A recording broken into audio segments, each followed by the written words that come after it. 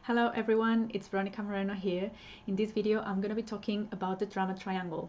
It is a very simple but useful tool to understand how we sometimes get stuck in unhealthy dynamics in relationships, unhealthy patterns or behaviors, and sometimes we think, how did I end up getting stuck in such a toxic relationship, or why there's always drama with other people, right? So this is going to help you identify if you're in the drama triangle and how to stop it. Right, so the drama triangle has three main roles: the victim, the rescuer, and a persecutor. Right, so these are three main roles that we take on when we don't know how to meet our needs in a healthy way.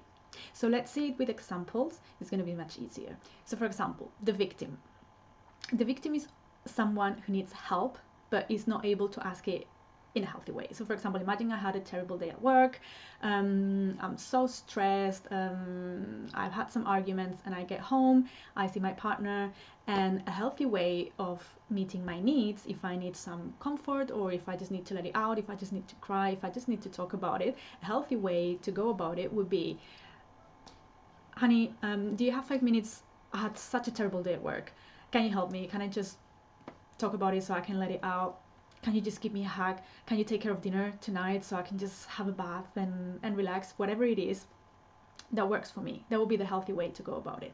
But sometimes we don't know a healthy way to do it. So imagine I get home in the same situation. I just, hi, are you okay? Yeah, sure.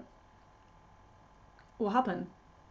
Well, nothing happened, just leave me alone. And that's not helping anyone, because I'm obviously looking for some attention. Sometimes we do this all the time, right? No, I'm okay. So they ask 100 times to see if we are okay, when it would be so much easier to say, I just need a hug. Can you give me a hug? Much easier. You feel much better. No drama, right? But if I keep being stuck in this, no, I'm okay, whatever, you don't understand, nothing, the world just hates me, you know, my boss doesn't value me, my colleagues hate me, had a terrible day, but who cares, you don't even care, you know, and we start making this drama when it's so not necessary, when the need maybe is just having a hug, or having a conversation, or just take care of something so I can just go do my thing, whatever it is, right? So instead of asking for what we need in a healthy way, we become a victim, looking for someone to rescue us. And this is where the rescuers come in. The rescuer, so think about some moms that are always trying to get everything done for the kids, right? No, don't worry, I'll do that for you. No, don't go there, I'll go for you. And sometimes you see people who are like 40, 50 years old, and they still live with their moms, and they're not even able to fry an egg because all their lives they've been rescued, right? And this is so not helpful. This is so not helpful. Helping people is great. When you are rescuing someone, you're not helping them, because first of all, you're assuming that they can't do whatever you're doing for them on their own, so you're disempowering them. You're assuming that you know more than they do. So helping someone is great, but when you are doing more than 50% of the work, then you're not helping someone. You're rescuing someone. And same, if you're expecting someone to do things for you to change your life, you know, when we say, oh, if only they changed, I will feel so much better, right? We are taking the victim role. There's someone else to blame, and we are expecting someone to rescue us. So this is how we get stuck in this codependent type of relationship. So it's very easy, maybe easy is not the word, but it's kind of simple to see the dynamic. So next time you need help, think, am I asking for help in a healthy way, or do I just want to be rescued? How does being in this victim role serving me? When you are rescuing someone, why do I need to rescue people all the time? And you know these people who are trying, no, I'll take care of this, no, I'll do this, no, don't worry, I'll sort it out for you. Why do you need to solve everyone's problems? How is that role serving you? And similar with the persecutor. The persecutor is the typical person you see a lot in the office, for example, someone who's always making jokes, teasing people, attacking people. They're useless, you know, like always criticizing, like very negative, going at everyone. And it's done in the form of jokes many times. And be very careful with jokes, because sometimes when someone's teasing you and you get offended, or you say, or you try to put a limit or to set boundaries, and you say, well, I don't appreciate what you're saying, they were like, oh, come on, that's just a joke. But be very careful, because there's always truth in every joke. So again, in order to be a persecutor, it needs to be a victim, right? So if you are one of those people who are always, you feel you're always bullied, why am I attracting these people? Why did I get here in the first place? And yeah, it doesn't, sometimes people will hurt you or do something wrong to you. It doesn't mean you're taking on the victim role. Sometimes you get just hurt and you need to find help, and it doesn't mean that you deserve it. Don't get me wrong, that's not what I'm saying. But we get caught in these dynamics.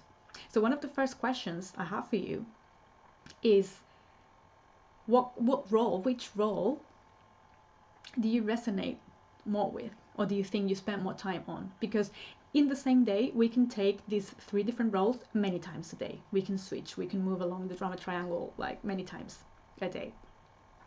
But we always have a preferred or a role that we are more comfortable with, because maybe that's the way we learn to meet our needs, right? As a victim, maybe what I learned is that in order to meet my needs, I need to be rescued. I cannot ask for my help, so I need to be like, oh, everything sucks, oh, blah blah blah blah blah blah, complaining all the time. Someone comes and rescue me. Maybe that's the way I learned. It's not good or bad. It's just the way. Maybe it's just the way I learned. Maybe I don't know a better way to do it, right? As a rescuer, maybe what I learned because of my experiences in life is that I have to save everyone. Everyone needs to be taken care of, except for me. So that's why I keep rescuing. I don't know how to take care of myself. I don't know how to say no. So I'm always available for everyone. I'm always trying to save everyone. I'm always trying to make everyone feel better, even when they're not. Maybe they don't need my help, but that's the way I learned to interact with people. If I'm in the persecutor role, and I'm teasing and I'm attacking, what does a persecutor need? Attention. It's just a way to get attention, right? These people who are like always poking and teasing, they just need to get attention. Maybe they just want people to laugh so they can be like, yeah, I'm so funny. Or maybe they're just criticizing everyone. Yeah, I'm the only one who knows the truth. I'm the only one who's right. I'm the only one who can do this work, right? It can be a way to kind of comforting yourself and looking for that validation. So the main thing, the main question I will ask is, which one of those roles do you think you spend more time in? Which one do you resonate more? Which one are you most of the time? Second question, how is that helping you? Because there is always a benefit. Like I said, as a victim, we're getting someone to rescue us, to do the work for us. So that's the benefit. It's not healthy. It's not the healthy way to do it, but there is a benefit.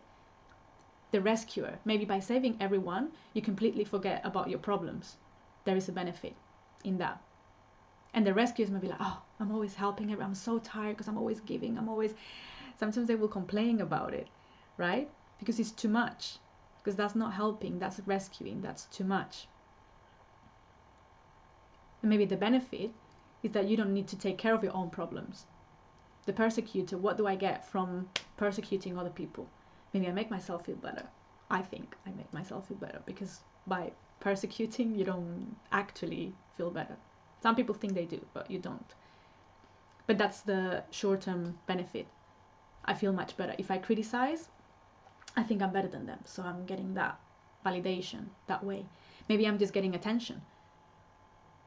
Maybe I know I'm going to start a fight. That's not healthy, but that's the way I have to get attention from someone else. So there's always a benefit in all of these roles.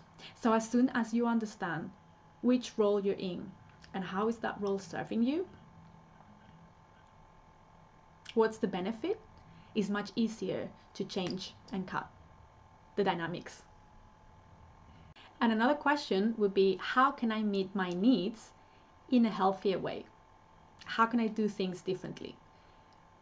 If I see myself in the victim role, how can I ask for help in a way that I'm not a victim, that I'm not rescued, that I'm just saying, can I ask for help? I need this. If I see myself rescuing everyone, how can I help without disempowering them?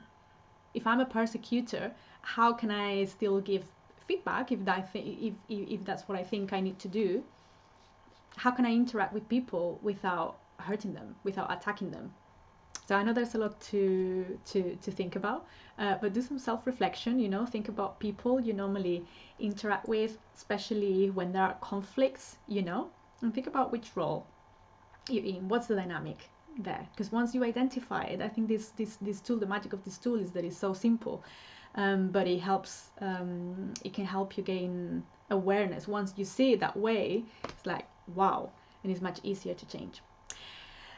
And also what happens is that when we get stuck in these toxic relationships or these unhealthy dynamics, this is a great tool to gain awareness, but sometimes to solve the problem, we need to act at the level of the energetics. So in another video, because otherwise this is going to get too long, in another video, I'm going to be explaining how to cut energetic cords.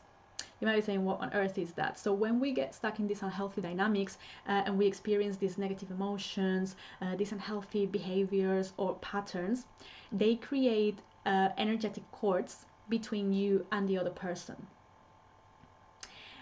And sometimes when it happens again and again and again, especially with family, partners, you know, when these patterns are repeated for many, many, many years, that can create very strong energetic cords that connect you to this person. And it doesn't matter how aware you are of the problem. Sometimes it seems impossible to just snap out of it or to stop it. Or sometimes when you break up with someone and years later you're like, why am I still thinking about this guy? Like, why?